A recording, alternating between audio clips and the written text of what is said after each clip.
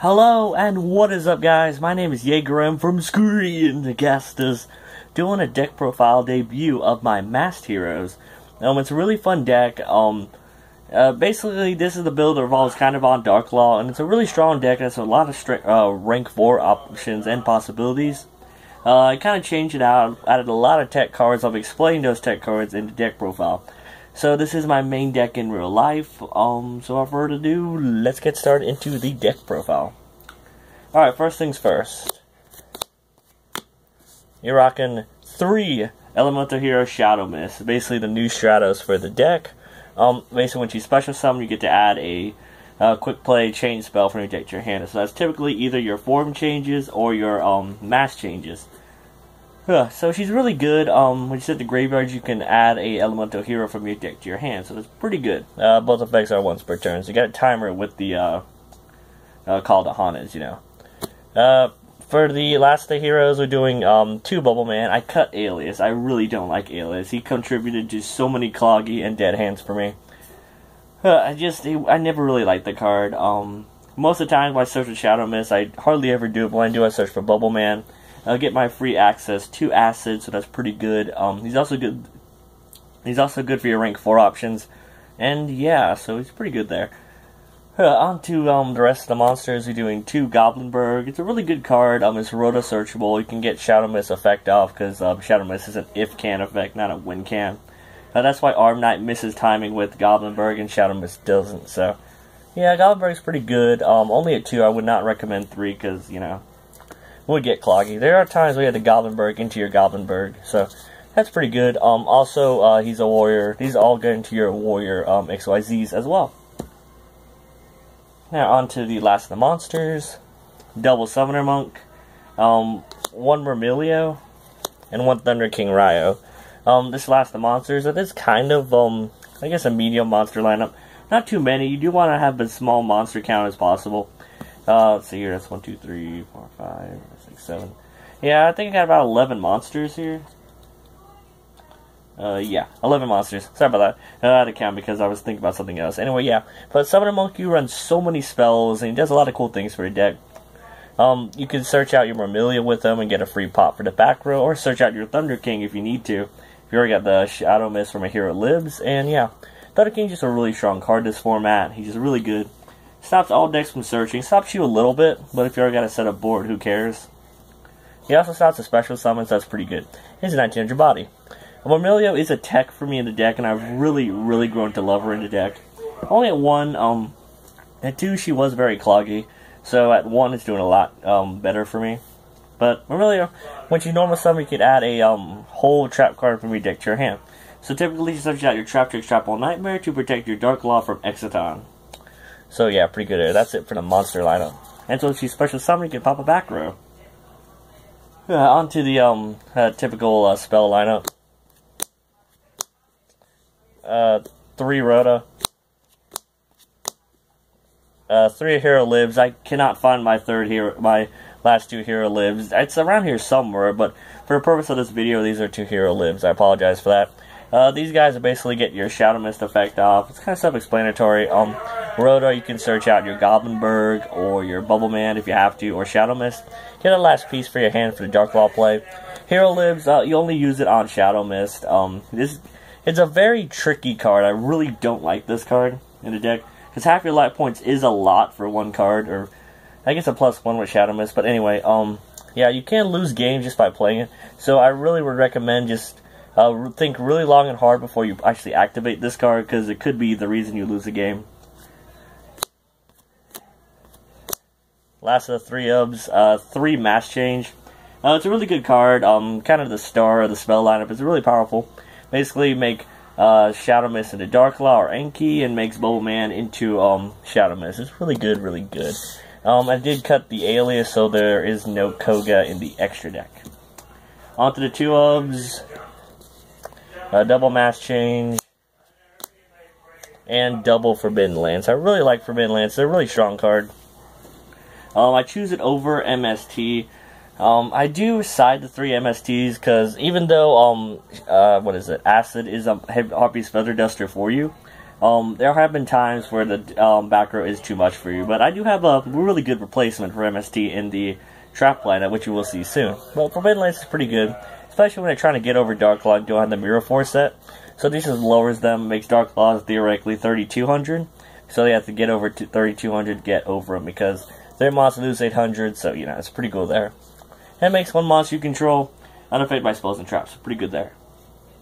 Mass Charge is a +1. I've seen some people play 3, but I don't advocate that. It's a really good card.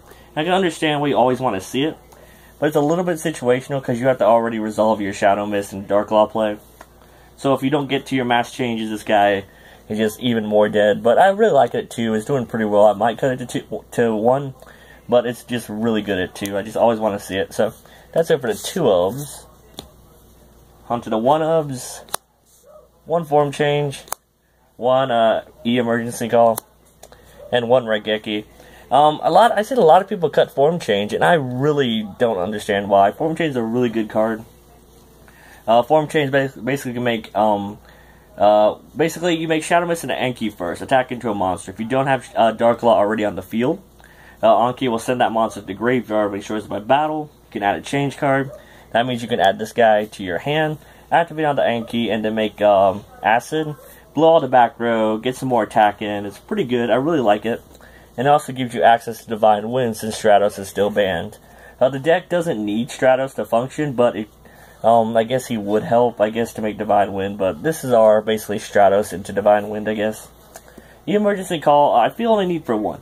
If Rhoda does get hit, I'll probably bump this to 2, but yeah. It's pretty good. It searches your Shadow Mist and Bubble Man for that rank 4 option, or that missing piece with Goblinberg, but it's really good. Also ditchable with Summoner Monk. And Raigeki, with Dark Claw, just banish everything, just really cool. I really like Raigeki in the main, especially with the deck as OTK-centric as this one. Onto the traps. Triple Fiendish Chain is the best trap in the extra deck. In the main deck, it's really good. It stops Exciton, stops 101, stops all those cards that try to get over Dark Claw. It's really good, and just cock blocks your opponent when you're trying to attack into him. 3 Mirror Force. It's a really good card, especially in this deck. I was originally just trying out 2, but 3 has just been glorious in this deck. I really love it. I see no reason not to main 3 in Heroes, at least in this build, because you are protecting the Dark Claw, and Dark Claw, I was thinking about Mind Crushes too, so I was thinking about putting this to 2. That's why I was thinking about putting Mind Crush, because Dark Claw, you can't be stupid with Dark Claw. You have to choose when you banish from their hand, because he is once per turn. Unless you have 2, in which case I think he stacks.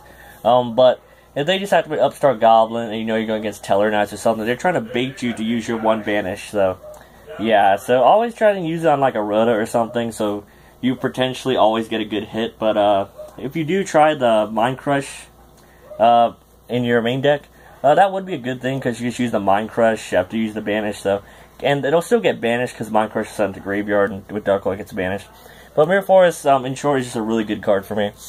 Protects Dark Claw, and it just kills shit all when they try and construct out. Because if you use from deck, try to attack Dark Claw, and the fusion gets banished, the monsters get banished, and construct.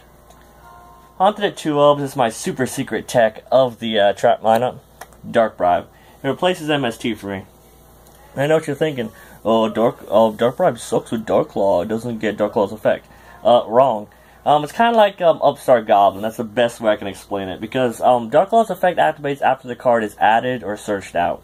Like Upstart Goblin. You activate it, your opponent activates Upstart Goblin, they draw a card, then Dark Claw's effect activates to banish. The card has to resolve, and the card has to be in hand for Dark Claw to activate. So, if Dark Claw doesn't chain to the Upstart Goblin, I guess that's what it says. But anyway, Dark Bribe is a really good card. It stops Torrential, it stops Raigeki, it stops Dark Hole. It just stops all of that, and Steeds and all that for Ritual Beast. It's a really good card. It negates any spell and trap. Your opponent draws a card, and then once it resolves, Dark Claw effects activates, and you get to banish a random card from your opponent's hand. I really recommend Dark Bribe in the hero deck. If you don't like it, I totally agree.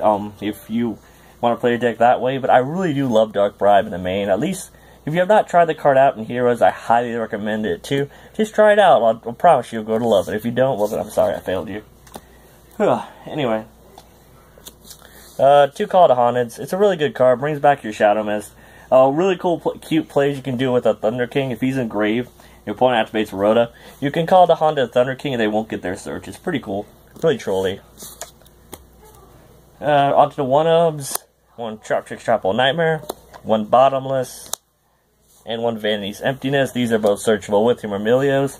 And in fact, you can search out a Trapple Nightmare from Murmilio, as well as just stop the Exciton with Dark Law. Just super good. A Hero Lives in Murmilio just makes it so good. You open up double plus with that. Bottomless stops Pendulums.